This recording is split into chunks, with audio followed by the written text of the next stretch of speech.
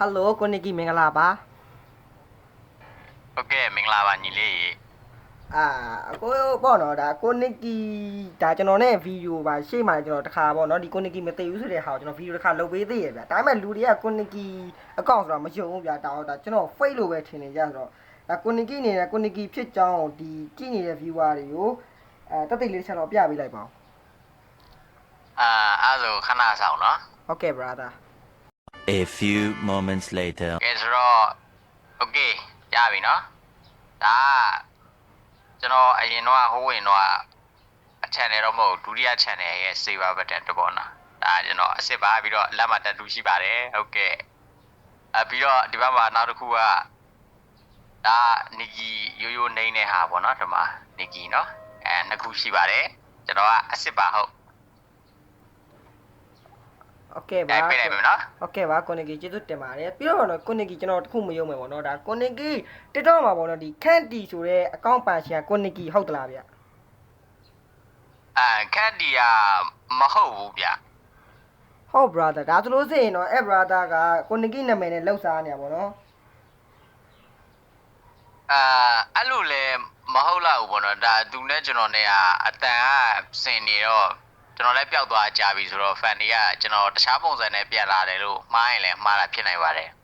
ကြာဟုတ်ကဲ့ပါကိုနစ်ကီကျေးဇူးတင်ပါတယ်ပြီးတော့ပေါ့နော်ဒါကျွန်တော်ဟုတ်အရင်ဗီဒီယိုမှာလေကိုနစ်ကီကျွန်တော်မေးခဲ့ဘူးရပေါ့နော်ဒီကိုနစ်ကီပြန်လာတော့မှလားဆိုတော့ပေါ့ကိုနစ်က2လနေပြန်လာမယ်လို့ပြောတယ်ပေါ့နော်ပြီးတော့ကျွန်တော်2လနေလို့ပြန်မလာတဲ့အခါမှာကျွန်တော်ဝိုင်းပြီးမေးကြဘာလို့ပြန်မလာလဲကိုနစ်ကီအတူယူမေးခဲ့တာလားဆိုတော့ကျတော့ဒါကိုနစ်ကီနေနဲ့ဘယ်ချိန်လောက်မြန်ပြန်လာမှာလဲဗီဒီယိုတွေဘယ်တော့မြန်ပြန်တင်မလဲဆိုတော့ချက်လောက်ပြပြပေးပါအောင်ဗျ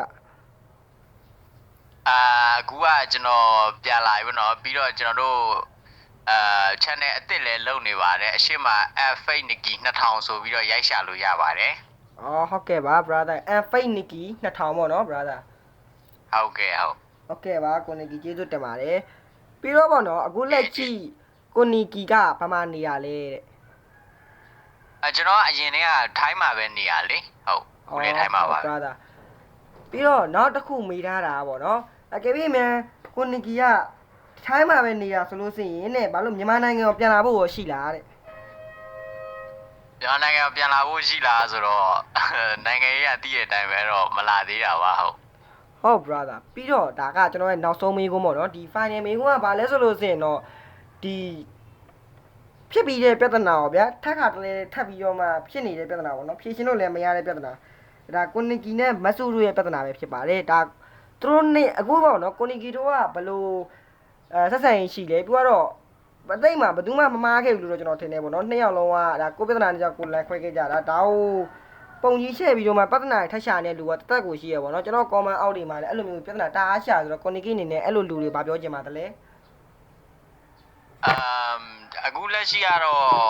ပြည့်မြတ်နဲ့ကျွန်တော်နဲ့ဆွမ်းနာညီလေးလည်းမြင်တဲ့အတိုင်းပဲလေကျွန်တော်စာပါတွေထိုင်နေတငယ်ချင်းလိုပဲသူလည်းသူ့ရဲ့တက်ဆိုင်သူနဲ့သူကျွန်တော်လည်းကျွန်တော်တက်ဆိုင်သူနဲ့သူပေါ့နော်အရင်တော့ကျွန်တော်တို့အဲ့လို